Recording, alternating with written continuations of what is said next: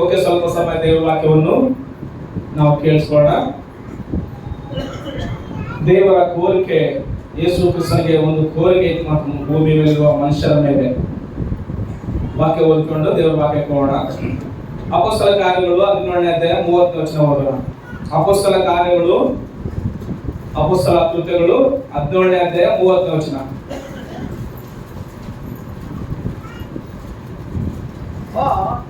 ಅಜ್ಞಾನ ಕಾಲಗಳನ್ನು ದೇವರು ಲಕ್ಷ್ಯಕ್ಕೆ ತರಲಿಲ್ಲ. ಈಗಲಾದರೂ ಆತನು ನಾಲ್ಕು ದಿಕ್ಕಿನಲ್ಲಿರುವ ಮನುಷ್ಯರೆಲ್ಲರೂ ತನ್ನ ಕಡೆಗೆ ತಿರುಗಿಕೊಳ್ಳಬೇಕೆಂದು ಅಪ್ಪಣೆ ಕೊಡುತ್ತಾನೆ. ಸಾಕಪ್ಪ ನೋಡ್ರಿ, ಏನಂತಂದ್ರೆ 17 ಅಪೊಸ್ತಲ ಕೃತ್ಯಗಳು 17:30 ಆ ಅಜ್ಞಾನ ಕಾಲಗಳನ್ನು ದೇವರು ಲಕ್ಷ್ಯಕ್ಕೆ ತರಲಿಲ್ಲ. ಈಗಲಾದರೂ ಆತನು 4 ದಿಕ್ಕಿನಲ್ಲಿರುವ ಮನುಷ್ಯರೆಲ್ಲರೂ ತನ್ನ ಕಡೆಗೆ ತಿರುಗಿಕೊಳ್ಳಬೇಕೆಂದು ಅಪ್ಪಣೆ ಕೊಡುತ್ತಾನೆ. ಅಂದ್ರೆ ಮಾರು ಮನಸ್ಸು ಹೊಂದಬೇಕೆಂಬುದಾಗಿ ಏನ್ ಕೊಡ್ತದಾನೆ, ಆಜ್ಞೆ ಮಾಡ್ತಾನಂತ ಆ ವಾಕ್ಯದ ಭಾವನೆ ಮಾಡ್ತಾರೆ. ಓದಾದವರು ಬೈಬಲ್ ಮುಚ್ಚಿ ಕಡೆ ನೋಡ್ರಿ, ನನ್ನ ಕಡೆ ನೋಡ್ರಿ.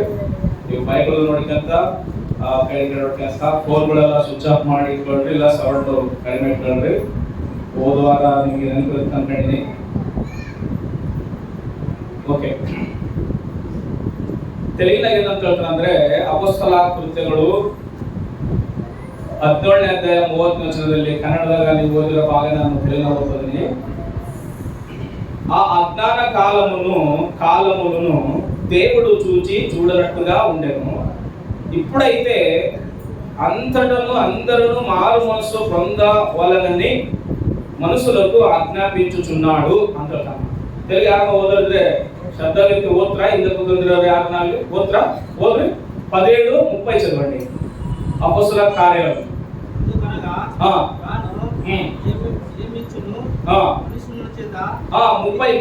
17:30 ఆ అజ్ఞాన కాలమును దేవుడు చూచి చూడనట్టుగా ఉండును. ఇప్పుడైతే అంతటను అందరూ ఏ మనసు పొందాలి? అందరూ గట్టిగా చదువుతారు. ఎవరన్నా ఇంకొకసారి గట్టిగా చదువుతారా? 17:30 ఆ జ్ఞాన కాలమును దేవుడు చూచి చూడనట్లుగా ఉండెను. ఇప్పుడైతే అంతటను అందరూ మారు మనసు పొందవలనని మనుషులకు ఆజ్ఞాపించుచున్నాడు. హల్లెలూయా. ಇನ್ನೊಬ್ರು ಹೋಗ್ರ ಯಾರನ್ನ ಗಟ್ಟಿಯಾಗಿ ಹೋಗ್ರ ಎಲ್ಲರೂ ಕಳಿಸೇವರು. ಇನ್ನೊಬ್ರು ಹೋಗ್ರ ಯಾರನ್ನ 17:30 ఆ జ్ఞాన కాలమును దేవుడు చూచి చూడనట్టుగా ఉండెను. ಅಂದ್ರೆ ಏನು? ದೇವರು ನೋಡಿದ್ರೆ ನೋಡ್ಲಾರ್ದಂತೆ దేవుడిಗೆ. ఇప్పుడైతే అంతటను అందరూ మారు మనసు పొందవలెనను మనసుల అందరికి ಏನ್ ಮಾಡ್ತಾನ? ಆಜ್ಞಾ ಮಾಡ್ತದಂತೆ. ಹಲ್ಲೆಲೂಯಾ. ಎಲ್ಲ ಕೈಗಳು ಕೇಳಬಹುದು ಇವಾಗ. ಅವಾಗ ಅಜ್ಞಾನ ಕಾಲದಲ್ಲಿ, ಅಂದ್ರೆ ಧರ್ಮಶಾಸ್ತ್ರ ಇಲ್ಲದ ಕಾಲದಲ್ಲಿ ದೇವರು ನೋಡಿದ್ರೆ ನೋಡ್ಲಾರ್ತಾರಂತೆ. ವಾಟ್ ಎ ವಂಡರ್ಫುಲ್ ಅಲ್ಲ, ನೋಡಿರ್ತಾರ. ಇದನ್ನ ನಮಗೆ ಹೆಂಗ ನಾವು ಅರ್ಥ ಮಾಡ್ಕೋಬೇಕಂತಂದ್ರೆ, ಯಾರನ್ನ ನಮ್ಮ ವಿಶ್ವಾಸಿಗಳು ದೀಕ್ಷಾಸ್ನಾನ ತಗೊಂಡು ಎಲ್ಲರ ಮುಂದೆ ಕೂತ್ಕೊಂಡು ಏನೋ ಬೀಳ್ಸಿರ್ತಾರ ಅನ್ಕ, ಅವ್ರು ಬೀಳ್ಸಿರ್ತಾರಂಕ ಸಡನ್ ಆಗಿ ನಾವು ಹೋಗ್ಬಿಟ್ಟಿವಿ ಅನ್ಕ. ಯಾರೋ ಸಭೆಯಲ್ಲಿ ಪಾಸ್ಟರ್ ಯಾರೋ ಹೋಗ್ಬಿಟ್ರ ಸಡನ್ ಆಗಿ ಏನ್ ಮಾಡ್ತಾರ? ಬೀಳ್ಸಿದಾಕ ಮಾತು ಲೊಟ್ಟಕ್ಕಂತ ಆರ್ಸಿ ತೆಗೆದುಕೊಂಡ್ಬಿಡ್ತಾರ ಮಾತು. ಎದಕ್ಕಂದ್ರೆ ಅವ್ರಿಗೆ ಗೌರವ ಕೊಡ್ಬೇಕಂತ. ಇನ್ನ ನಾವ್ ಹೇಳ್ಬೇಕಂತಂದ್ರೆ, ಒಂದು ವೇಳೆ ಮನೆಯಲ್ಲಿ ಅಣ್ಣ ತಮ್ಮದ್ರ ಇದಾರನಕ, ತಮ್ಮದ ಸಿಗರೇಟ್ ಸಿಗೋದು ಅಲವಾಟೆ ತನಕ, ಅಣ್ಣ ಬಂದನಕ, ಅಣ್ಣ ಬಂದ ಕೂಡಲೇ ತಮ್ಮ ಏನ್ ಮಾಡ್ತಾನ? ಆರ್ಸಿರನ್ನ ಬಚ್ಚಿಟ್ಟು ಕೊಡ್ತಾನ, ಬಿಸಾಕ್ತಾನ. ಒಂದು ವೇಳೆ ಹಂಗ ಬಚ್ಚಿಟ್ಟು ಬಿಸಾಕೋದು ಅಣ್ಣ ನೋಡಿ ಅವನಿಗೆ ಒಂದ್ಸಾರಿ ನೋಡಿದ್ರು ಕೂಡ ನೋಡಿದ ತರ ಇರ್ಬೇಕು. ಅವಾಗ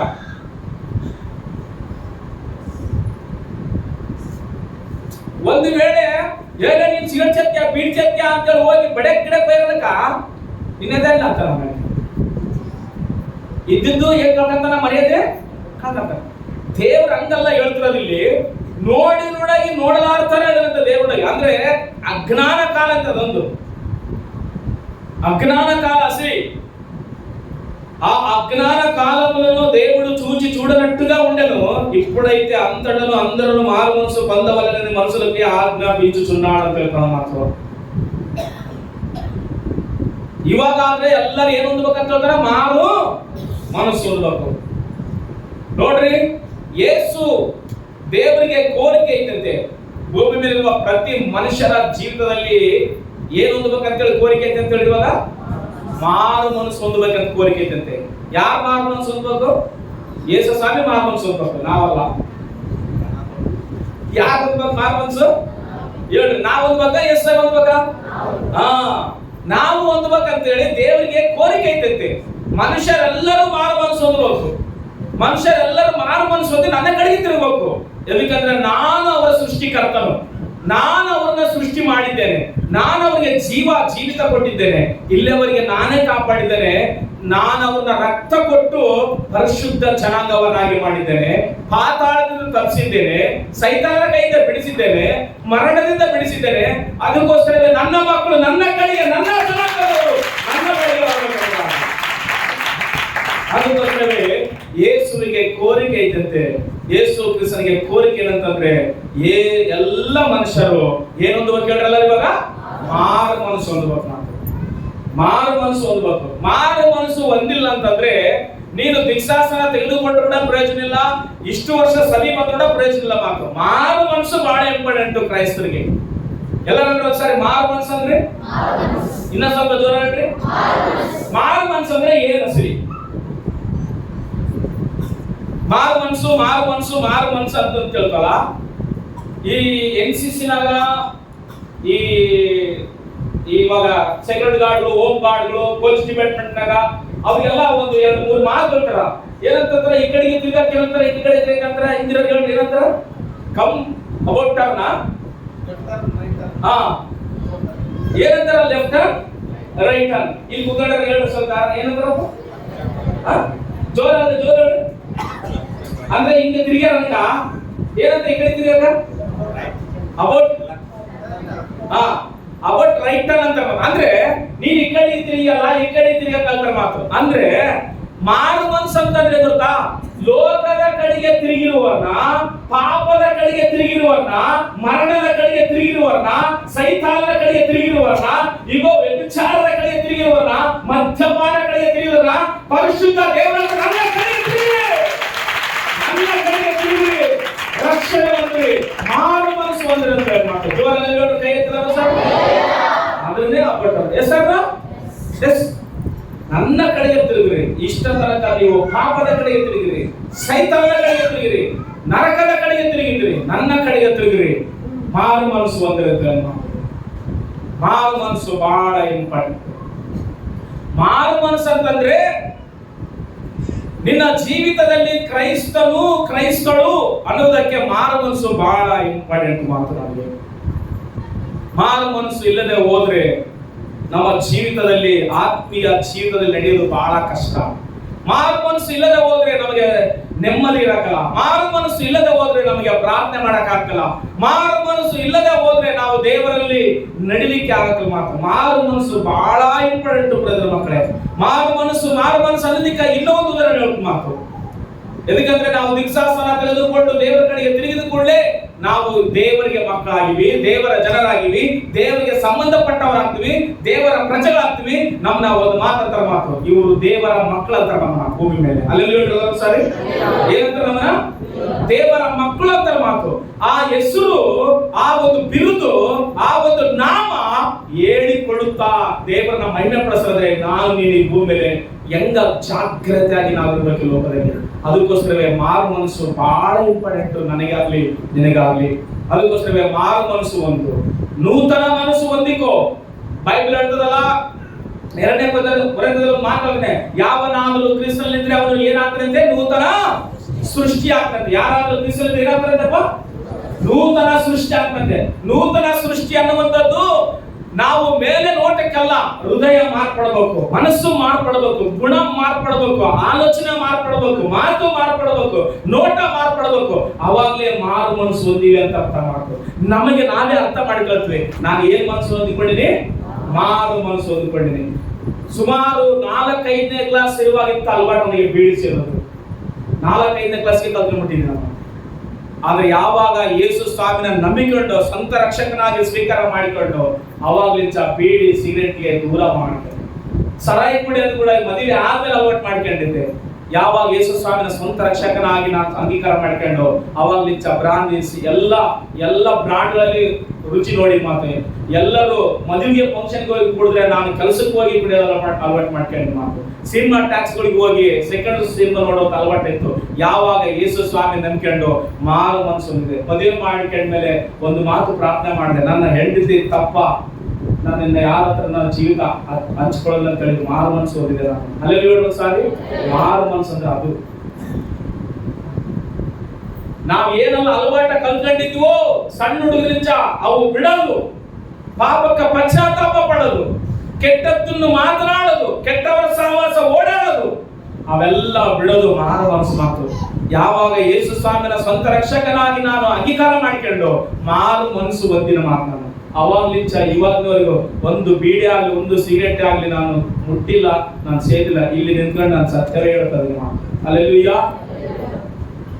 ಅದಕ್ಕಿಂತ ಮೊದಲು ಎಲ್ಲರೂ ಗಾಂಧಿ ಶಾಪ್ ಹೋಗಿ ಕುಡಿತಾ ಇದ್ರೆ ಸರಾಯಿ ಆಗ್ಲಿ ಬೀರ್ ಆಗ್ಲಿ ಬ್ರಾಂತಿ ಆಗ್ಲಿ ನಾನು ಮನೆಗೆ ತಗೊಂಡು ಕುಡಿತಾ ಇದ್ ಮಾತು. ಮನೆಯೊಳಗೆ ಎಲ್ಲರಿಗೆ ಗೊತ್ತಾಗ ಕುಡಿತಾ ಇದ್ದೆ. ಹೆಂಗ್ ಕುಡಿತಾ ಗೊತ್ತಾ?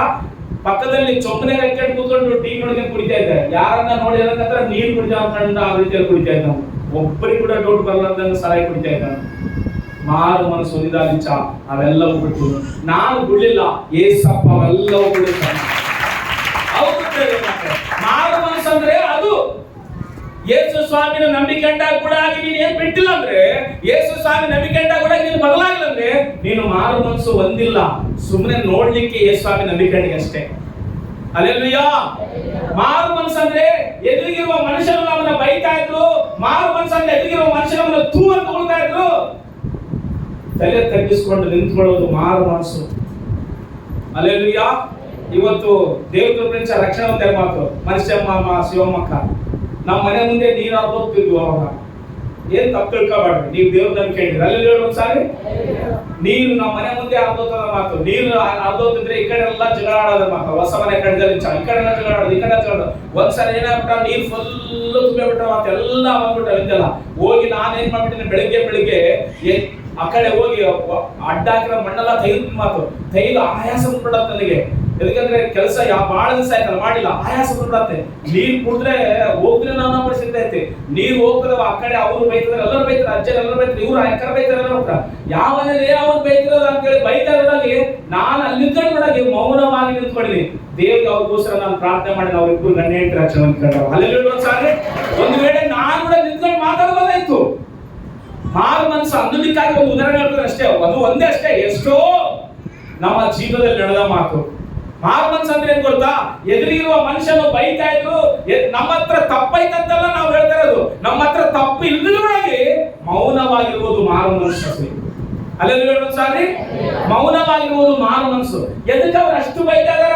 ಎದಕ್ಕೆ ಅವ್ರು ಅಷ್ಟು ನಿಮ್ಮನ್ನ ನಿಂದೆ ಮಾಡ್ತಾರ? ಎದಕ್ಕೆ ಅವ್ರು ಅಷ್ಟು ನಿಮ್ಮನ್ನ ಎಗತಾಳ ಮಾಡ್ತಾರ? ನಿಮ್ಗೆ ಕೈಲಾಕಲ್ಲ ಮಾತಾಡ್ಬೋದು ಅವ್ರ ತರ. ಆದ್ರೆ ನಾವು ದೇವ್ರ ಮಕ್ಕಳು. ಅಲ್ಲೆಲ್ಲೂಯ್ಯ. ನಾವು ಕ್ರಿಸ್ತನ ರಕ್ತದಲ್ಲಿ ಕೈ ಹಾಕ್ತಿವಿ, ಕ್ರಿಸ್ತನ ಮಾಂಸದಲ್ಲಿ ಕೈ ಹಾಕ್ತಿವಿ. ನಾವು ಅಲ್ಲಿ ಬೈದ್ಬಿಟ್ಟು ಇಲ್ಲಿ ತಪ್ಪಾಯ್ತು ಅಂತ ಹೇಳಿದ್ರೆ ಮಾರು ಮನಸ್ಸಲ್ಲ, ನಾಟಕ ಆಗ್ತದದು. ಅಲ್ಲೆಲ್ಲೂಯ್ಯ. ಅದು ನಾಟಕ ಆಗ್ತದ, ಅದು ಡ್ರಾಮಾ ಆಗ್ತದದು. ಮಾರು ಮನಸ್ಸು ಅಂತಂದ್ರೆ ಕತ್ತಿ ಕುತ್ತಿಗೆ ಮೇಲೆ ಇಟ್ಟರು ಕ್ರಿಸ್ತನಿಗೋಸ್ಕರ ನಿಂತ್ಕೊಳ್ಬೇಕು. ಅದು ಮಾರು ಮನಸ್ಸು. ಚಪಳ ತಕ್ಕ ಅಷ್ಟೇ ಹೊರತಾಗಿ ಮಾರು ಮನಸ್ಸು ಅಂದ್ರೆ ಇಷ್ಟ ಬಂದಾಗ ಮಾತಾಡೋದು, ಇಷ್ಟ ಬಂದಾಗ ಜೀವನ ಮಾಡೋದು, ಇಷ್ಟ ಬಂದಾಗ ತಿರುಗಾಡೋದು, ಇಷ್ಟ ಬಂದಾಗ ಜೀವನ ಮಾಡಿ ಇಲ್ಲಿ ಒಂದು ತಪ್ಪಾಯ್ತಂದ್ರೆ ಮಾರು ಮನಸ್ಸು ಅಲ್ಲ, ಅದು ಡ್ರಾಮಾ ಆಗ್ತದದು. ಡ್ರಾಮಾ ಮಾಡಕ್ಕಲ್ಲ. ಯೇಸು ನಂಬಿಕೆ ಅವಕಾರ ನಾನು ನೀನು ಕ್ರಿಸ್ತನಿಗೋಸ್ಕರ ಮಾರು ಮನಸ್ಸು. ಎಲ್ಲರೂ ಏನ್ ಮನಸ್ಸು? ಮಾರು ಮನಸ್ಸು. ಅಪ್ಪ ನೋಡ್ಬೋದು, ಅಮ್ಮ ನೋಡ್ಬೋದು, ಗಂಡ ನೋಡ್ಬೋದು, ಹೆಂಡತಿ ನೋಡ್ಬೋದು, ಯಾರು ಬೇಕಾದ್ರೂ ನೋಡ್ಬೋದು, ನೋಡಲಾರ್ದೆ ಇರ್ಬೋದು. ನಾನು ನೀನು ಮಾರು ಮನಸ್ಸು ಹೊಂದಿದ್ರೆ ಅವ್ರು ಯಾರೇ ಆಗಿರ್ಲಿ, ಯಾರೇ ಆಗ್ಲಾರ್ದಿರ್ಲಿ, ಮಾರು ಮನಸ್ಸು ಹೊಂದಿದ್ರೆ ಅದು ನನ್ನ ಮನಸ್ಸಲ್ಲ, ಕ್ರಿಸ್ತನ ಮನಸ್ಸು ಒಳಗಡೆ ಇರ್ತಾರೆ ಮಾತು. ಹಲ್ಲೆಲೂಯಾ. ಕ್ರಿಸ್ತನ ಮನಸ್ಸು ಒಳಗಡೆ ಇದ್ದಾಗ ನಾವ್ ಹೆಂಗಿರ್ತೀವಿ ಅಂದ್ರೆ ದೇವರಿಗೂ ನಮಗೂ ಹೋಲಿಕೆ ಮಾಡಿದ್ರೆ ಸೇಮ್ ಕಾಣ್ತುವಂತೆ. ಬೈಬಲ್ ಹೇಳ್ತ ಕ್ರಿಸ್ತನು, ದೇವರು ಕ್ರಿಸ್ತನನ್ನು ನೋಡಿ ಸಂತೋಷ ಪಟ್ಟನಂತೆ. ಇವಾಗ ಭೂಮಿ ಮೇಲೆ ಕ್ರಿಸ್ತನಿಲ್ಲ, ಪರಿಶುದ್ಧಾತ್ಮನಲ್ಲ, ಪರಿಶುದ್ಧಾತ್ಮ ಹೊರಗಡಿಲ್ಲ, ಪರಿಶುದ್ಧಾತ್ಮ ನನ್ನ ನೋಡಿ ದೇವರು ಸಂತೋಷ ಪಡಬೇಕು. ಅಲ್ಲಿ ಸಾರಿ ಅದು ಮಾರು ಮನಸ್ಸು ಅಂತಂದ್ರೆ, ಮಾರು ಮನಸ್ಸು ಅಂದ್ರೆ ಮನೆಗೆ ಎಲ್ಲರನ್ನ ಬಾಯಿ ಬಂದಂಗ್ ಬೈಯೋದು, ಮನೆಗೆ ಎಲ್ಲರನ್ನ ನೆಮ್ಮದಿದಂಗ್ ಮಾಡ್ಬಿಡೋದು, ಪಕ್ಕದನ್ನ ನೆಮ್ಮದಿದಂಗ್ ಮಾಡೋದು, ಎದುರಿಗಿರನ್ನ ನೆಮ್ಮದಿದಂಗ್ ಮಾಡ್ಬಿಡೋದು. ಇಲ್ಲಿ ಬಂದು ಪ್ರಾರ್ಥನೆ ಮಾಡಿದ್ರೆ ಮಾರು ಮನಸ್ಸಲ್ಲ. ಬಸ್ಲಿ ಮಾರು ಮನಸ್ಸು ಅಂತಂದ್ರೆ ಯಾರನ್ನ ಎಷ್ಟನ್ನ ಹಿಂಸೆ ಮಾಡ್ಲಿ, ಯಾರನ್ನ ಎಷ್ಟನ್ನ ದೂಷಣೆ ಮಾಡ್ಲಿ, ನಾವು ಒಂದು ಕಲ್ತ್ಬೇಕು. ಏನ್ ಮಾಡೋದ್ರಿ? ಪ್ರಾರ್ಥನೆ ಮಾಡೋದು. ಎಲ್ಲರನ್ನ ಸಾರಿ ಪ್ರಾರ್ಥನೆ ಮಾಡೋದು. ನಿನಗೈತ ಮಾರು ಮನಸ್ಸು? ಮಾರು ಮನಸ್ಸು, ಮಾರು ಮನಸ್ಸು. ನೀನು ದೀಕ್ಷಾಸ್ತ್ರ ತೆಗೆದುಕೊಳ್ಳೋದು ದೊಡ್ಡದೇನಲ್ಲ, ಚರ್ಚಿ ಬರೋದು ದೊಡ್ಡದೇನಲ್ಲ, ನೀನು ಇಷ್ಟು ವರ್ಷ ದೇವ್ರ ನಂಬಿಕೊಂಡಿರೋದು ದೊಡ್ಡದಲ್ಲ. ಮಾರು ಮನಸ್ಸು ದೊಡ್ಡದು. ಹಲೋ, ಮಾರು ಮನಸ್ಸು ಇಲ್ಲದೆ ಹೋದ್ರೆ ಪರಲೋಕ ರಾಜ್ಯಕ್ಕೆ ಎಂಟ್ರಿ ಕೂಡ ಇಲ್ಲ ನಮ್ಮದು. ಮಾರು ಮನಸ್ಸು ಬೇಕು. ಎಲ್ಲರ ಮನಸ್ಸು ಮಾರು ಮನಸ್ಸು, ನೂತನವಾದ ಮನಸ್ಸು, ಕ್ರಿಸ್ತನ ಮನಸ್ಸು, ಪರಿಶುದ್ಧವಾದ ಮನಸ್ಸು, ನೀತಿಯ ಮನಸ್ಸು, ಯಥಾರ್ಥವಾದ ಮನಸ್ಸು, ಶುದ್ಧವಾದ ಮನಸ್ಸು ಬೇಕು ನಮ್ಗೆ. ರೈತನಿಗೆ ಒಂದ್ಸಾರ ಚೆಕ್ ಮಾಡಿಕ. ಅಕ್ಕ ಬೈದ್ರೆ ತಟ್ಟಿಗೆ ಎತ್ತೀನಮ್ಮ, ಅಣ್ಣ ಬೈದ್ರೆ ತಟ್ಟಿಗೆ ಎತ್ತದೇನಪ್ಪ, ತಮ್ಮ ಬೈದ್ರೆ ತಟ್ಟಿಗೆ ಎತ್ತದ್ಯಾ, ಪಕ್ಕದವ್ರು ಬೈತಾ ಇದ್ರೆ ತಟ್ಟಿಗೆ ಎತ್ತದ್ಯಾ. ನೀನ್ ಮಾಡಿಲ್ಲ ತಪ್ಪು, ಆದ್ರೂ ನೀನ್ ಬೈವಾಗ ತಟ್ಟಿಗೋ. ಅವಾಗ ಗೊತ್ತಾಗ್ತ ಏನ್ರ ಇವ್ರು ಇಷ್ಟು ಸೈಲೆಂಟ್ ಆಗ್ಯಾರ. ಎಸ್, ಏನು ಒಂದ್ಯಾರ ಇವರು? ಮಾರು ಮನಸ್ಸು ಒಂದ್ಯಾರ ಮಾತು. ಮಾರು ಮನಸ್ಸು ಅಂತಂದ್ರೆ ಅವ್ರು ಹೆಂಗ ನಾಟಕ ಮಾಡ್ತಾರೆ, ನಾವು ಹಂಗೆ ಡ್ರಾಮಾ ಮಾಡ್ರೆ ಮಾರು ಮನಸ್ಸು ಅಲ್ಲ ಸಿಲದು. ಅವರು ಏನನ್ನ ಮಾಡ್ಲಿ, ಅವ್ರು ನಮ್ಗೆ ಗೊತ್ತಿದ್ದಂಗ ಕುಡಿ ಕೂಡ ತಗೊಳ್ಳಿ, ನಾವು ಬಿಡಬೇಕಂತೇಳಿ ತಪ್ಪಿಸುವ ದೇವರು ನಮ್ಮ ಸಂಗಡ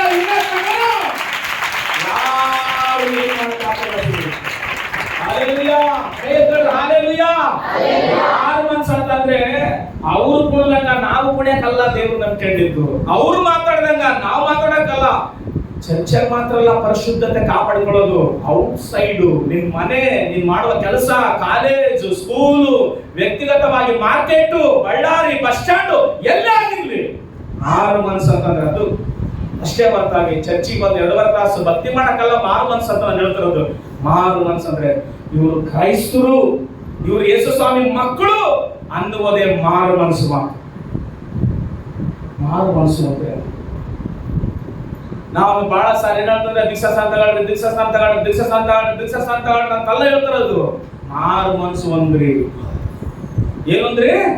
ಮಾರು ಮನಸ್ಸು ಒಂದ್ರಿ. ಎದಕ್ಕಂದ್ರೆ ದೇವರ ವಾಕ್ಯ ಸ್ಪಷ್ಟವಾಗಿ ಹೇಳ್ತಕ್ಕ ಮಾತು.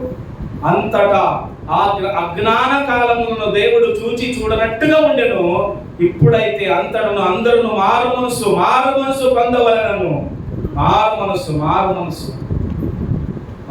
ಅಂದ್ರೆ ಕ್ರಿಸ್ತನ ಮನಸ್ಸು. ಮಾರು ಮನಸ್ಸು ಅಂದ್ರೆ ಪರಿಶುದ್ಧವಾದ ಮನಸ್ಸು. ಮಾರು ಮನಸ್ಸು ಅಂದ್ರೆ ಪವಿತ್ರವಾದ ಮನಸ್ಸು. ಮಾರು ಮನಸ್ಸು ಅಂದ್ರೆ ನೀತಿ ಮನಸ್ಸು. ಮಾರು ಮನಸ್ಸು ಅಂದ್ರೆ ಯಥಾರ್ಥವಾದ ಮನಸ್ಸು. ಅಪ್ಪ, ಇವ್ರ ಹತ್ರ ಇರ್ಬೇಕಪ್ಪ, ನಾವು ಕುತ್ಕೋಬೇಕು, ಇವ್ರ ಹತ್ರ ಮಾತಾಡ್ಬೇಕು, ಇವ್ರ ಹತ್ರ ನಿಂತ್ಕೊಳ್ಬೇಕು, ಇವ್ರ ಮಾತು ಕೇಳಬೇಕು, ಇವ್ರ ಸಂಗಡ ನಡಿಬೇಕು. ಇವ್ರ ಮಾರು ಮನಸ್ಸು ಅಂದ್ರೆ ಕ್ರಿಸ್ತನ ಮನಸ್ಸು ಓದಿಕೊಂಡ್ರಪ್ಪ ಅನ್ನುವ ರೀತಿಯಲ್ಲಿ ನಾವು ಬದುಕಬೇಕು. ಹಂಗಾದ್ರೆ ನಮ್ಗೆ ನಿತ್ಯ ಜೀವ ಐತಿ. ದೀಕ್ಷಾಸ್ನಾನ ತೆಗೆದುಕೊಂಡು ಕೂಡಲೇ ನಿತ್ಯ ಜೀವ ಸಿಗುತ್ತಂತ ಕನಸು ಕಾಣೋದಲ್ಲ, ಮಾರು ಮನಸ್ಸು ಹೊಂದಬೇಕು ಎಲ್ಲರೂ ನಾವು. ರೈತನಿಗೆ ಮಾರು ಮನಸ್ಸು. ಬಹಳ ಜನ ನನಗೆ ಏನ್ ಹೇಳ್ತಾರೆ ಗೊತ್ತಾ, ನಮ್ಮ ಸಂಬಂಧಿಕರು ದೇವ್ರಕ್ಕೆ ಅಂದ್ರೆ ಚರ್ಚಿಗೆ ಬರೋದ ಎಷ್ಟು ಜನ ಕುಡಿತಾರ ಅಂತ ನಾನು ಹೇಳೋಣ ಅಂತಾರೆ. ನಾನು ಏನ್ ಹೇಳಿ ನಿಮ್ಗೆ ಇಲ್ಲಿ ನಿಂತ್ಕೊಂಡು ವಾಕ್ಯ, ಚರ್ಚಿಗೆ ಬರೋರು ಎಷ್ಟು ಜನ ಓಸಿನ ಮರ ಆಡ್ತಾರೆ, 7 ನಡ ನಿನಗೆ ಲಿಸ್ಟ್ ಅಂತ ಹೇಳ್ತಾರೆ ಮಾತು. ಚರ್ಚಿಗೆ ಬರೋರು ಎಷ್ಟು ಜನ ಸಿನಿಮಾ ಟ್ಯಾಕ್ಸಿ ಬರ್ತಾರೆ, 7 ನಡ ನಿನಗೆ ಲಿಸ್ಟ್ ಅಂತಾರೆ ಮಾತು. ಏನ್ ಹೇಳಿ ನಿಮ್ಗೆ ವಾಕ್ಯ ಶ್ರೀ? ಎಲ್ಲರಂತ ಹೇಳ್ತಾ ಇಲ್ಲ ನಾನು, ಕೆಲವರಿಗೆ ಹೇಳ್ತಾರೆ ನಾನು. ಎಷ್ಟು ಜನ ಚರ್ಚಿಗೆ ಬರೋದು ಇನ್ನೊಬ್ಬರನ್ನ ಇಟ್ಕೊಂಡಿಲ್ಲ, ಅವ್ರನ್ನ ಲಿಸ್ಟ್ ಹೇಳೋಣ ನಿನಗೆ ಅಂತ ಹೇಳ್ತಾರೆ. ಏನ್ ಹೇಳಿ ನಾನು ನಿಮಗೆ ವಾಕ್ಯಗಳು? ಮಾರು ಮನಸ್ಸು ಒಂದಿಗೆ ನಾವು ಶ್ರೀ. ಎಷ್ಟು ಜನ ಚರ್ಚಿಗೆ ಬರೋರು ಹೆಣ್ಮಕ್ಳು ಗಂಡ ಎತ್ಕೊಂಡು ಇನ್ನೊಬ್ಬರ ಹತ್ರ ವ್ಯಭಿಚಾರ ಮಾಡ್ತಾ ಇಲ್ಲ. ಮಾರು ಮನಸ್ಸು ಒಂದಿಗೆ ನಾವು ಶ್ರೀ. ಮಾರು ಮನಸ್ಸು ಅಂದ್ರೆ ಏನು ಕಂಡಿಲ್ಲ ವಸಲಿ. ಯೇಸು ಸ್ವಾಮಿನ ಮುಂದೆ ಟ್ಯಾಪ್ತರ ತೆಗೆದುಕೊಂಡು ಹಿಂದೆ ಮಾಡುವ ವ್ಯಭಿಚಾರ ಕೆಲಸ, ಪಾಪದ ಕೆಲಸ ಎಲ್ಲ ಮಾರು ಮನಸ್ಸು ಅಂತಂದ್ರೆ. ಮಾರು ಮನಸ್ಸು ಅಂದ್ರೆ ಕ್ರಿಸ್ತನಿಗೋಸ್ಕರ ಜೀವಿಸುವುದು. ಹಲ್ಲೆಲೂಯಾ. ಯಾರಿಗೋಸ್ಕರ ಜೀವಿಸೋದು? ಕ್ರಿಸ್ತನಿಗೋಸ್ಕರ ಜೀವಿಸುವುದು. ಪಾಸ್ಟರ್ಗೋಸ್ಕರ ಜೀವಿಸೋದಲ್ಲ, ಸಭೆಗೋಸ್ಕರ ಜೀವಿಸೋದಲ್ಲ, ದೇವರಿಗೋಸ್ಕರ ಜೀವಿಸುವುದು ಜೀವನ ಮಾರು ಮನಸ್ಸು. ಆಯ್ತಾ ನಿನಗೆ ಮಾರು ಮನಸ್ಸು? ಎಷ್ಟು ವರ್ಷ ಆಯ್ತು ದೇವ್ರನ್ನ ನಂಬಿಕೊಂಡು? ಎಷ್ಟು ವರ್ಷ ಆಯ್ತು ದೇವ್ರನ್ನ ನೀನು ಆರಾಧನೆ ಮಾಡ್ತಾ? ಎಷ್ಟು ವರ್ಷ ಆಯ್ತು ಸರಿ ಬರ್ತಾ?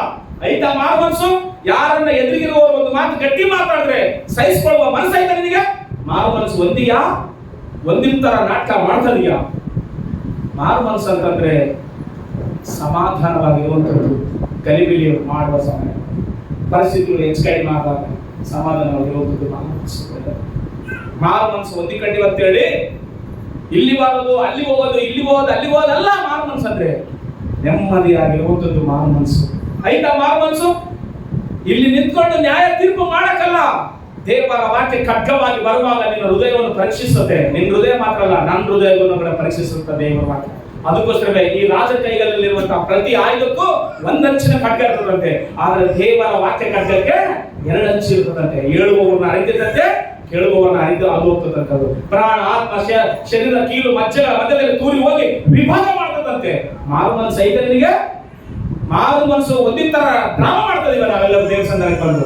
ಮಾರು ಮನಸ್ಸು ಅಂತಂದ್ರೆ ನಿನ್ನನ್ನು ಇನ್ನೊಬ್ರು ಹೇಳ್ಬೇಕು, ಯೇಸು ಸ್ವಾಮಿ ಮಗಳು, ಯೇಸು ಸ್ವಾಮಿ ಮಗ, ಯೇಸು ಸ್ವಾಮಿ ಮಕ್ಕಳು ಯವನಸ್ಥರು, ಯೇಸು ಸ್ವಾಮಿ ಮಕ್ಕಳು ಯವನಸ್ತ್ರೀಯರ ಅಂತ ಹೇಳ್ಬೇಕು. ಅದು ಮಾರು ಮನಸ್ಸು ಅಂತಂದ್ರೆ.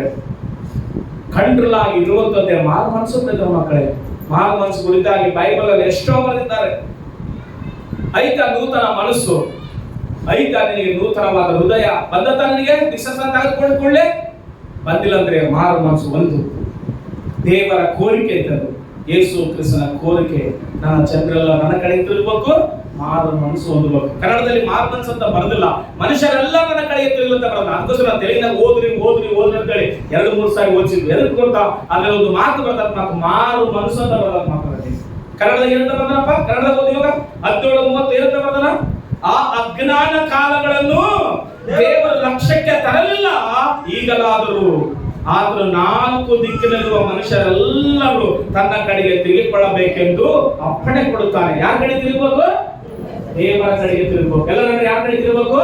ದೇವರ ಕಡೆಗೆ ತಿರುಗಬೇಕು. ಗಲಿಲಾಯದ ಪ್ರಾಂತದವರೇ, ದೇವರ ರಾಜ್ಯವು ಸಮೀಪಿಸಿದ್ದು, ದೇವರ ಕಡೆಗೆ ತಿರುಗಿಕೊಳ್ಳುತ್ತೇಳಿ ಯೇಸು ಸ್ವಾಮಿ ಮೊಟ್ಟ ಮೊದಲಾಗಿ ಸುವಾರ್ತೆ ಸಾರಲಿಕ್ಕೆ ಆರಂಭ ಮಾಡಿದ್ದು 30 ವರ್ಷ ಆದ್ಮೇಲೆ ದಿವಸ ತೆಗೆದುಕೊಂಡು ಸ್ಟಾರ್ಟಿಂಗ್ ಹೇಳಿದ್ದು, ದೇವರ ರಾಜ್ಯವು ಸಮೀಪಿಸ್ತಾ ಇದೆ, ದೇವರ ಕಡೆಗೆ ತಿರುಗಿಕೊಳ್ರಿ, ದೇವರ ಕಡೆಗೆ ತಿರುಗಿಕೊಳ್ರಿ, ದೇವರ ಕಡೆಗೆ ತಿರುಗಿಕೊಳ್ಳಿ. ಕಾರಣ ಏನು? ನಿತ್ಯ ನರಕ ಐತಿ. ತಿರುಗಲಾರ್ದು ಹೋದ್ರೆ ನಾನ್ ನಿಮ್ಗೆ ಹೇಳಿ ಭಯಪಡಿಸ್ಲಿಕ್ಕಲ್ಲ ನಾನು ಹೇಳ್ತಿರೋದು, ನಿತ್ಯ ನರಕ ಐತಿ. ಯೆಶಾಯನ ಗ್ರಂಥ 66ನೇ ಅಧ್ಯಾಯ ಕೊನೆ ವಚನದಲ್ಲಿ ಬರೀತಾನೆ, ಅಲ್ಲಿ ಕಡಿಯುವ ಹುಳ ಸಾಯುವುದಿಲ್ಲ, ಉರಿಯುವ ಬೆಂಕಿ ಆರುವುದಂತೆ ಬರ್ತದ ಮಾತು. ಎಷ್ಟತ್ರ ಸುಕ್ಕಡಿ ಕಡಿತಾರೆ ನಾವು ಹಸಿರು 1 ನಿಮಿಷ 1 ಸೆಕೆಂಡ್ ತಡ್ಕೊಬೇಕಾಗ್ತದೆ. ಸುಕ್ಕಡಿ ಕಡಿದ್ರೆ ಆ ಸುಕ್ಕಡಿಗೆ ತಡ್ಕೊಳಕ್ ಆಗ್ತಂತಂದ್ರೆ ಅಲ್ಲಿ ಕಡಿಯುವ ಹುಳ ಏನಾಗಲ್ಲ, ಸಾಯೋದಿಲ್ಲ ಅಂತ ಹೇಳಿ ಅಲ್ಲಿ ಆ ನರಕದಲ್ಲಿ. ಉರಿಯುವ ಬೆಂಕಿ ಆರೋದಿಲ್ಲ. ಇಲ್ಲೇ ಬೆಂಕಿ ನೀರ್ ಹಾಕಿದ್ರೆ ಇಲ್ಲ ಇನ್ನೊಂದು ಮಾಡಿದ್ರೆ ಆರೋದತ್ತ, ಅಲ್ಲೇ ಬೆಂಕಿ ಆರೋದಿಲ್ಲ. ಅದಕ್ಕೋಸ್ಕರವೇ ಒಂದು ಮಾರು ಮನಸ್ಸು. ಹಲ್ಲೆಲೂಯಾ. ಅದಕ್ಕೋಸ್ಕರವೇ ಒಂದು ಮಾರು ಮನಸ್ಸು. ಅಷ್ಟೇ ಹೊರತ ನೀನು ಮಾರು ಮನಸ್ಸು ಅಂದ್ರೆ ನನಗೇನ್ ಬರೋದಿಲ್ಲ, ನಿನ್ನ ಆತ್ಮ ನರಕಕ್ಕೆ ಹೋಗ್ಬಾರ್ದು, ನಿನ್ನ ಜೀವನ ಇಲ್ಲೇವರೆಗೆ ಕಾಪಾಡಿಕೆ ಬಂದಿಯಲ್ಲ, ನೀನು ನರಕಕ್ಕೆ ಹೋಗ್ಬಾರ್ದು, ನೀನು ಪರಲೋಕಕ್ಕೆ ಹೋಗ್ಬೇಕು, ನೀನು ಸ್ವರ್ಗಕ್ಕೆ ಹೋಗ್ಬೇಕಂದ್ರೆ ಮಾರು ಮನಸ್ಸು ಒಂದು. ಮಾರು ಮನಸ್ಸು ಬಹಳ ಇಂಪಾರ್ಟೆಂಟ್. ದೇವರ ಕೋರಿಕೆ ಕೂಡ ಅದಂತೆ, ದೇವರ ಕೋರಿಕೆ ಅದಂತ ಹೇಳ್ತಾನೆ ಮಾತು. ಅದಕ್ಕೋಸ್ಕರವೇ ಯೇಸು ಕ್ರಿಸ್ತನ ಕೋರಿಕೆ ಮನುಷ್ಯರೆಲ್ಲರೂ ಮಾರು ಮನಸ್ಸು ಹೊಂದಬೇಕು ಮೊದಲನೇದಾಗಿ. ಎರಡನೇದು ಏನು ಹೊಂದಬೇಕಂತಂದ್ರೆ 1 ತಿಮೋಥಿ 2:4 ವಚನ ಓದ್ರಿ. 1 ತಿಮೋಥಿ 2:4 ವಚನ. ಮೊದಲನೇದು ಮಾರು ಮನಸ್ಸು ಅಂದ್ರೆ, ಎರಡನೇದು ಏನು ಹೊಂದಬೇಕಂತ ಹೇಳ್ತಾರಪ್ಪ? ಎಲ್ಲ ಮನುಷ್ಯರು ರಕ್ಷಣೆಯನ್ನು ಹೊಂದಿ, ಎಲ್ಲ ಮನುಷ್ಯರು ಏನು ಹೊಂದಬೇಕಂತ ಹೇಳ್ತಾರ? ರಕ್ಷಣೆ ಹೊಂದಬೇಕು. ಸಾಕು, ಹೋಗೋದಪ್ಪ ಮುಂದಕ್ಕೋದು. ಸತ್ಯದ ಜ್ಞಾನಕ್ಕೆ ಸೇರಬೇಕೆಂಬುದೇ ಆತನ ಚಿತ್ತವಾಗಿದೆ. ಸಾಕಪ್ಪ. ನೋಡ್ರಿ, ಎಲ್ಲಾ ಮನುಷ್ಯರು ಮಾರು ಮನಸ್ಸು ಹೊಂದಬೇಕು. ಮೊದಲನೇದಾಗಿ ಎಲ್ಲಾ ಮನುಷ್ಯರು ಏನು ಹೊಂದಬೇಕಂತ ಹೇಳ್ತಾರ? ರಕ್ಷಣೆ ಹೊಂದಬೇಕಂತ ಹೇಳ್ತಾರ ಮಾತು. ಎಲ್ಲರೂ ಒಂದ್ಸಾರಿ ಎರಡನೇದೇನು? ಎಲ್ಲರೂ ಜೋರ ಹೇಳ್ರಿ. ರಕ್ಷಣೆ ಬಹಳ ಇಂಪಾರ್ಟೆಂಟ್. ಹೃದಯದಿಂದ ನಂಬಿ ಬಾಯಿಂದ ಅರಿಕೆ ಮಾಡಿಕೊಳ್ಳುವಾಗ ನಮಗೆ ರಕ್ಷಣೆ ಆಗ್ತದಂತ ಹೇಳಿ ರೋಮ 10:9 ಬರೀತೇನೆ. ಯಾರೆಲ್ಲ ಯೇಸುವಿನ ನಾಮ ಹೇಳ್ಕೊಳ್ತಾರೋ, ದೇವರ ನಾಮ ನಂಬುತ್ತಾರೋ ಅವರೆಲ್ಲರಿಗೂ ರಕ್ಷಣೆ ಆಯ್ತು. ಕೊರ್ನೇಲನು ಮನೆಯವರೆಲ್ಲರೂ ರಕ್ಷಣೆ ಹೊಂದಿರು. ಸೆರೆಮನೆ ಅಧಿಕಾರಿ ಮನೆಯವರೆಲ್ಲರೂ ರಕ್ಷಣೆ ಹೊಂದಿರು. ಲೂದ್ಯಳ ಮನೆಯವರೆಲ್ಲರೂ ರಕ್ಷಣೆ ಹೊಂದಿದ್ರು. ಜಕ್ಕಾಯನು ರಕ್ಷಣೆ ಹೊಂದಿದ, ನೀನು ನಿನ್ನ ಮನೆಯವರೆಲ್ಲ ಏನು ಅಂದ್ರೆ ರಕ್ಷಣೆ ಹೊಂದ್ರಿ. ರಕ್ಷಣೆ ಅನ್ನುವಂಥದ್ದು ನಾವು ದೇವರಿಗೆ ಸ್ವಂತ ಆದ ಮಾತು. ರಕ್ಷಣೆ ಅನ್ನುವಂಥದ್ದು ಯಾವ ರೀತಿ ಹೊಲಕ್ಕ ಬೇಲಿ ಹಾಕ್ತಾನೋ, ಒಂದು ದೇಶಕ್ಕೆ ಒಂದು ಊರಿಗೆ ಒಂದು ಗೋಡೆ ಕಟ್ತಾನೋ, ಸೈನಿಕ ಇರ್ತಾನೋ, ಸೆಕ್ಯೂರಿಟಿ ಇರ್ತಾನೋ, ಅದೇ ರೀತಿ ರಕ್ಷಣೆ ಅನ್ನುವಂಥದ್ದು ನಿನ್ನ ಆತ್ಮಕ್ಕ, ನಿನ್ನ ಪ್ರಾಣಕ್ಕ, ನಿನ್ನ ಜೀವಿತಕ್ಕ ರಕ್ಷಣೆ, ಪ್ರೊಟೆಕ್ಷನ್ ಆದ್ರೆ ಯೇಸು ಪ್ರಭು ಇರ್ತಾನ ಮಾತು. ಅಲ್ಲಿ ಸಾರಿ, ಮೊದಲನೇದು ಮಾನವ ಮನಸ್ಸು ಒಂದು, ಎರಡನೇದು ಏನೊಂದು ರಕ್ಷಣೆ ಒಂದು. ಅಪ್ಪ ಸೆರೆಮನೆಯಿಂದ ಭೂಕಂಪ ಬಂದಾಗ ಆ ಪೌಲ ಸಿಲರು ಹಾಡುವುದನ್ನು ಕೇಳಿ, ಅಪ್ಪ ನಾವು ರಕ್ಷಣೆ ಹೊಂದಬೇಕಂದ್ರೆ ನಾವು ಏನು ಮಾಡ್ಬೇಕಂದಾಗ ಯೇಸು ಕ್ರಿಸ್ತನ ಮೇಲೆ ಏನಿಡು, ನಂಬಿಕೆ ಇಡು. ನೀನು ರಕ್ಷಣೆ ಹೊಂದುತ್ತೀಯ, ನಿನ್ನ ಮನೆಯವರು ರಕ್ಷಣೆ ಹೊಂದ್ತಾರೆ ಮಾತು. ಸೆರೆಮನೆ ಅಧಿಕಾರಿ ಅಂದ್ರೆ ಏನು? ಏನು ಕಡಿಮೆ ಇಲ್ಲ, ಹಣದಲ್ಲಿ ಕಡಿಮೆ ಇಲ್ಲ, ಅಧಿಕಾರ ಕಡಿಮೆ ಇಲ್ಲ, ಆಸ್ತಿಯಲ್ಲಿ ಕಡಿಮೆ ಇಲ್ಲ, ಎಲ್ಲ ಜಾಸ್ತಿ ಐತೆ ಅವನಿಗೆ.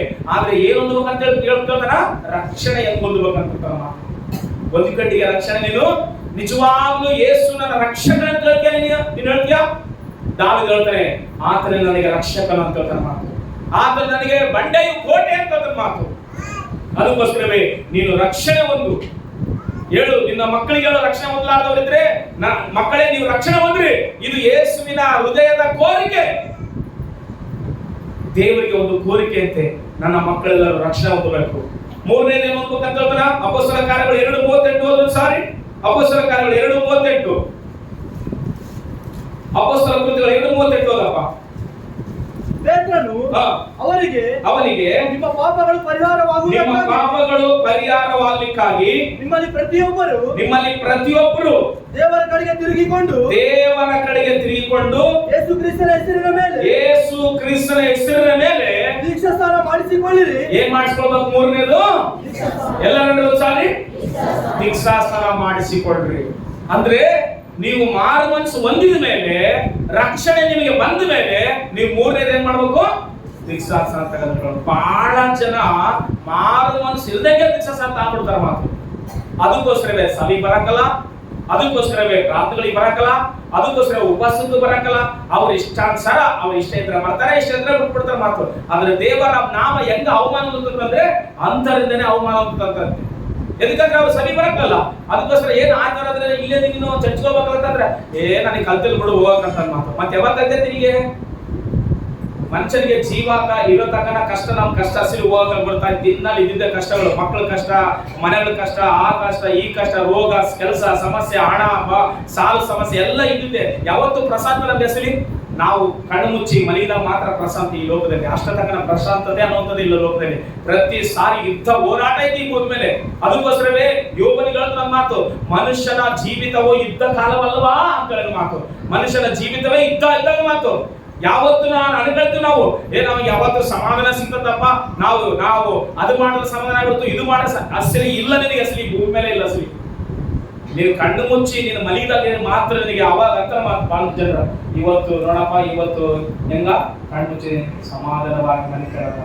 ಇವತ್ತು ನೋಡಪ್ಪ ಈತನಿಗೆ ಏನ್ ಕೆಲಸಪ್ಪ, ಬೆಳಿಗ್ಗೆ ಎದ್ದು ರಾತ್ರಿ 10 ಗಂಟೆ ತನಕ ಕೆಲಸ ಮಾಡಿದ್ದೆ. ಇವತ್ತು ನೋಡಪ್ಪ ಇದನ್ನ ಕೆಲಸ ಅಂತಾರ ಮಾತು. ಅಂದ್ರೆ ಅರ್ಥ ಏನು? ಪ್ರಸಂಗಿಲ ಒಂದು ಮಾತು ಹೇಳ್ತಾರ, ಭೂಮಿ ಮೇಲೆ ಏನ್ ಕೆಲಸ ಕೊಡ್ತಾರೋ ಜನರು, ದಣಿಗಳು, ನಿನ್ನ ಯಜಮಾನರು, ಪೂರ್ಣ ಶಕ್ತಿಯಿಂದ ಮಾಡು. ನೀನು ಸೇರ್ಬೇಕಾಗುವ ಲೋಕದಲ್ಲಿ ಯಾವ ಕೆಲಸ ಇಲ್ಲ ಮಾತು. ಹಲ್ಲೆಲೂಯಾ ಸರಿ. ನಾವು ಹೋಗ್ಬೇಕಾಗುವ ಸ್ವರ್ಗದಲ್ಲಿ, ನಾವು ಹೋಗ್ಬೇಕಾಗುವ ಪರಲೋಕದಲ್ಲಿ ಏನ್ ಕೆಲಸ ಇಲ್ಲ ಸರಿ, ಏನ್ ಕೆಲಸ ಮಾಡಕೋ ಇಲ್ಲ ಸರಿ, ಒಂದೇ ದೇವ್ರನ್ನ ನೋಡ್ಬೇಕು, ಸ್ತೋತ್ರ ಹೇಳ್ಬೇಕು, ಅಷ್ಟು ತಪ್ಪ ಏನ್ ಕೆಲಸ ಇಲ್ಲ ಸರಿ. ಈ ಭೂಮಿ ಮೇಲೆ ನಾವೇನಾದ್ರೂ ಮಾಡ್ಬೇಕಾದ್ರೂ ದೇವ್ರಿಗೋಸ್ಕರ, ದೇವರ ರಾಜ್ಯಕ್ಕೋಸ್ಕರ ಅಷ್ಟೇ. ಅದಕ್ಕೋಸ್ಕರವೇ ದೀಕ್ಷಾಸ್ನಾನ ಹೊಂದಿರಿ ಅಂತ ಹೇಳ್ತಾರೆ ಮಾತು. ಎಲ್ಲಾ ಮನುಷ್ಯರು ಏನು ಹೋಗ್ಬೇಕಂತಪ್ಪ? ಕನ್ನಡ ಓದ್ಬೇಕು ಸಾರಿ. ಪೇತ್ರ ಅವರಿಗೆ ಏನಂತ ನಿಮ್ಮ ಪಾಪಗಳು ಪರಿಹಾರವಾಗಲಿಕ್ಕಾಗಿ ನಿಮ್ಮಲ್ಲಿ ಪ್ರತಿಯೊಬ್ಬರು ದೇವರ ಕಡೆಗೆ ತಿರುಗಿಕೊಂಡು ಯೇಸು ಕ್ರಿಸ್ತನ ಹೆಸರಿನಲ್ಲಿ ದೀಕ್ಷಾಸ್ನಾನ ಮಾಡಿಸಿಕೊಳ್ಳಿರಿ. ಆಗ ನೀವು ಪವಿತ್ರಾತ್ಮ ದಾನವನ್ನು ಹೊಂದುವಿರಿ. ಸಾಕು. ಮನುಷ್ಯರೆಲ್ಲರೂ ಏನು ಹೊಂದಬೇಕಂತೆ? ದೀಕ್ಷಾಸ್ನಾನ ಅಂತ. ಅದಕ್ಕೋಸ್ಕರ ಅಲ್ವಾ 2-3 ವಾರಲಿಂಚ ಹೇಳ್ತಾನೆ ಇದೀನಿ, ಏನು ಹೆಸರು ಬರಸ್ರಿ ದೀಕ್ಷಾಸ್ನಾನ ತೆಗೆದುಕೊಳ್ರಿ. ನಾನು ಹೇಳ್ತಾನೆ, ನೀವು ದೀಕ್ಷಾಸ್ನಾನ ತೆಗೆದುಕೊಳ್ಳೋರಿಗೆ ಮಾರು ಮನಸ್ಸು ಒಂದೇ ತೆಗೆದುಕೊಳ್ರಿ. ಆಮೇಲೆ ಒಂದ್ಸಾರಿ ಮಾರು ಮನಸ್ಸು ಒಂದೇ ತೆಗೆದುಕೊಳ್ರಿ. ಎದಕ್ಕಂದ್ರೆ ಮಾರು ಮನಸ್ಸು ಇಲ್ಲದೆ ದೀಕ್ಷಾಸ್ನಾನ ತೆಗೆದುಕೊಳ್ಳೋರಿಗೆ ನಷ್ಟ ನಿನಗೆ, ಕಷ್ಟ ನಿನಗೆ, ದೇವಿಗೆ. ಅದಕ್ಕೋಸ್ಕರ ಬಹಳ ಜನ ಏನಂತಾರೆ ಅಂತಂದ್ರೆ, ದೀಕ್ಷಾಸ್ನಾನ ತಗೊಂಡ್ಮೇಲೆ ಬಹಳ ಶ್ರಮೆ ಬರ್ತಾವ ಅಂತ ಮಾತು. ದೀಕ್ಷಾಸ್ನಾನ ತಗೊಂಡ್ಮೇಲೆ ಏನ್ ಬರ್ತಾವಂತೆ, ಬಹಳ ಶೋಧನೆ ಬರ್ತಾವ. ಬಹಳ ಶೋಧನೆ ಬರಂಗಲ್ಲ, ಶೋಧನೆ ಬರಂಗ ಮಾಡ್ಕಿತ್ತು ನಾವೇ. ಎದಕ್ಕಂದ್ರೆ ದೀಕ್ಷಾಸ್ನಾನ ತಗೊಂಡ್ಮೇಲೆ ನೀ ಎಲ್ಲಿರ್ಬೇಕು ಅಲ್ಲಿರ್ಬೇಕು ಕರೆಕ್ಟ್ ಆಗಿ. ದೀಕ್ಷಾಸ್ನಾನ ತಗೊಂಡು ಹೋಗಿ ಸಿಗರೇಟ್ ಸೇದೋದ್ರಿಂದ ತಿರುಗಾಡೋದು, ದೀಕ್ಷಾಸ್ನಾನ ತಗೊಂಡು ಸರಾಯಿ ಕುಡಿಯೋದ್ರಿಂದ ತಿರುಗಾಡೋದು, ದೀಕ್ಷಾಸ್ನಾನ ತಗೊಂಡು ಸಿನಿಮಾ ನೋಡೋದ್ರಿಂದ ತಿರುಗಾಡಿದ್ರೆ ಶೋಧನೆ ಬರೋದ್ರಿಂದ ಸುಮ್ಮನೆ ಇರ್ತಾವ. ಎದಕ್ಕಂದ್ರೆ ಅವಾಗಿಂದ ಮಾಡಿರೋ ಅಲವಾಟುಗಳು ಒಳಗಡೆ ಇರ್ತಾವ. ಮತ್ತೆ ಅವರಿಂದ ತಿರುಗಾಡ್ರೆ, ಅವರಿಂದ ಓಡಾಡ್ರೆ, ಅವರಿಂದ ನಾವು ಓಡಾಡ್ತಿದ್ರೆ, ಎದಕ್ಕಂದ್ರೆ ನಮ್ಮ ಮೈಂಡ್ ಸೆಟ್ ಏನ್ ಗೊತ್ತಾ, ಯಾವಾಗ್ಲೂ ಏನ್ ಕೇಳ್ತೀವೋ ಅದು ಬಾಯಲ್ಲಿ ಬರ್ತದೆ. ಅದಕ್ಕೋಸ್ಕರ ದೀಕ್ಷಾಸ್ನಾನ ತಗೊಂಡಾಗ ಬಹಳ ಶೋಧನೆ ಬಂದ್ಬಿಟ್ಟವ. ದೀಕ್ಷಾಸ್ನಾನ ತಗೊಂಡಾಗ ಶೋಧನೆಗಳು ಬರಲಿಲ್ಲ, ಪರೀಕ್ಷೆ ಬಂದವ ನಿಮಗೆ. ಇವಾಗ ನಾವು SSLC ಪಾಸ್ ಆಗ್ಬೇಕಂತಂದ್ರೆ ಸುಮ್ಮನೆ ಪಾಸ್ ಆಗ್ತೀವಿ, ಎಕ್ಸಾಮ್ ಬರೀಬೇಕಲ್ಲ. ಹಂಗೇನೆ ಪರೀಕ್ಷೆವಲ್ಲ, ದೇವರು ಪರೀಕ್ಷೆ ನಮಗೆ ಇಡ್ತಾರ ಮಾತು. ನೀನು ಇವಾಗ ಹೆಂಗಿರ್ತೀವಿ, ಅವಾಗ ಹಿಂಗಿದ್ದೆಲ್ಲ, ಇವಾಗ ಹೆಂಗಿರ್ತೀವಿ, ಇವರಿಂದ ಇವಾಗ ಹೆಂಗಿರ್ತೀವಿ ಅಂತ ಕೇಳ್ತಾರ. ಯಾಕಂದ್ರೆ ಕೆಲವೊಂದು ಕೆಲಸಕ್ಕೆ ಅವರಿಂದ ಹೋಗಿ ಅಲವಾಟ್ ಇರ್ತದ ಮಾತು. ಅವರಿಂದ ಅಲವಾಟಿರುವಾಗ ಏನ್ ಮಾಡ್ತೀವಿ ನಾವು, ಅವಾಗ ಹಿಂಗ ನಾವು ಒಂದಿವ ಇವಾಗ ಕೂಡ ಹಂಗೆ ಮಾಡ್ಬೇಕಾದ ಮಾತು. ಅವಾಗ ಅಲವಾಟ ಬಿಡ್ಬೇಕಾದ ಕೆಲಸ ಯಾರಿಗೋಸ್ಕರ ಹೇಳ್ರಿ, ದೇವರಿಗೋಸ್ಕರ. ನಾವೇನು ಅಂದ್ಕೊಂಡಿವಿ, ದೀಕ್ಷಾಸ್ನಾನ ತೆಗೆದುಕೊಂಡ್ವಿ ಅಲ್ಲ. ಎಲ್ಲರಂದ್ರೆ ಏನು ಅಂದ್ಕೊಂಡಿವಿ, ಯವನಸ್ಥರು ಎಷ್ಟು ಜನ ದೀಕ್ಷಾಸ್ನಾನ ತಗೊಂಡು ಅಲ್ಲಿ ಹೇಳೋದು ಸಾರಿ, ಯವನಸ್ಥರು ಎಲ್ಲರೂ ಅಲ್ಲಿ ಹೇಳ್ರಿ. ದೀಕ್ಷಾಸ್ನಾನ ತಗೊಳ್ಳಲಾದವರು ಹೇಳಿದ್ರಿ, ತಗೊಂಡಿರಲ್ಲ. ದೀಕ್ಷಾಸ್ನಾನ ತಗೊಂಡಿಲ್ಲ, ಯಾರು ತಗೊಂಡಿಲ್ಲ ಅಲ್ಲಿ ಹೇಳಿ, ಜೋರ ಒಂದ್ಸಲ ಹೇಳಿ ನೋಡಿ ಎಷ್ಟು ಚೆನ್ನಾಗಿ ದೀಕ್ಷಾಸ್ನಾನ ತಗೊಳ್ಳೋದ್ರಿ. ಅದಕ್ಕೋಸ್ಕರ ನೀವೆಲ್ಲರೂ ದೀಕ್ಷಾಸ್ನಾನ ತಗೋಬೇಕು. ದೀಕ್ಷಾಸ್ನಾನ ಅನ್ನುವಂಥದ್ದು ಅದು ಬಹಿರಂಗಪಡಿಸುವಂಥದ್ದು ದೇವರ ಧರ್ಮ ಕೂಡ. ಯೇಸು ಕ್ರಿಸ್ತನು 30 ವರ್ಷ ಆದ್ಮೇಲೆ ಏನ್ ತಗೊಂಡ್ರಿ, ದೀಕ್ಷಾಸ್ನಾನ ತಗೊಂಡ. ಕೊರಮೇಲೆ ನಮ್ಮ ಮನೆಯವರೆಲ್ಲರೂ ದೀಕ್ಷಾಸ್ನಾನ ತಗೊಂಡಾರ. ಸೆರೆಮನೆ ಅಧಿಕಾರಿ ಅವತ್ತು ರಾತ್ರಿ ದೀಕ್ಷಾಸ್ನಾನ ತಗೊಂಡಂತೆ. ಬೈಬಲ್ ಓದಿದ್ರೆ ಹೊಂಟರದಾತ, ಏನಪ್ಪ ಎಲ್ಲರೂ ಬೆಳಿಗ್ಗೆ ತಗೋಬೇಕು, ಎಲ್ಲರನ್ನ ಕೂಡಿಸಿ ಎಲ್ಲರೂ ಫಂಕ್ಷನ್ ಮಾಡಿ ಒಂದು ಮೀಟಿಂಗ್ ಮಾಡಿ ದೀಕ್ಷಾಸ್ನಾನ ತಗೋಬೇಕು. ಆದ್ರೆ ಸೆರೆಮನೆ ಅಧಿಕಾರಿ ಯಾವತ್ತು ತಗೊಂಡಂತೆ, ಅವತ್ತು ರಾತ್ರಿ ತಗೊಂಡಂತೆ. ಯಾವತ್ತು ರಾತ್ರಿ ಭೂಕಂಪ ಆಗೈತಿ, ಎಲ್ಲ ಸೆರೆಮನೆ ಪಡೆಗಳೆಲ್ಲ ಕದಿಲೋಗ್ಯವ, ಬಾಗಿಲು ತೆರೆಯಲ್ಪಟ್ಟವ, ಇವ್ರ ಬೇಡಿಗಳು ಕಳಚಾಗ್ಯವ. ಇವರು ದೇವರನ್ನ ಆರಾಧನೆ ಮಾಡ್ತಾ ಇದ್ರೆ ಬಾಗಿಲು ಹೆಂಗ್ ತೆರೆದ್ವು, ಕೈಗಳಿರುವ ಬೇಡಿಗಳು ಹೆಂಗ್ ಬಿಚ್ಚೋದ್ವು, ಅಸಲಿ ಏನಪ್ಪ ಇವ್ರು ದೇವ್ರ ಮಹಿಮೆ ಅನ್ಕೊಂಡು, ಅಪ್ಪ ನಾವು ರಕ್ಷಣೆ ಹೊಂದಬೇಕಂದ್ರೆ ಏನ್ ಮಾಡ್ಬೇಕಪ್ಪ ಅಂದ್ರೆ, ನೀನು ಯೇಸುವಿನ ಮೇಲೆ ನಂಬಿಕೆ ಇಡು, ನೀನು ನಿನ್ನ ಮನೆಯವ್ರ ರಕ್ಷಣೆ ಅಂತಂದ್ರೆ ಅವತ್ತು ರಾತ್ರಿನೇ ದೀಕ್ಷಾಸ್ನಾನ ತಗೊಂಡಾಗ್ತಾವ.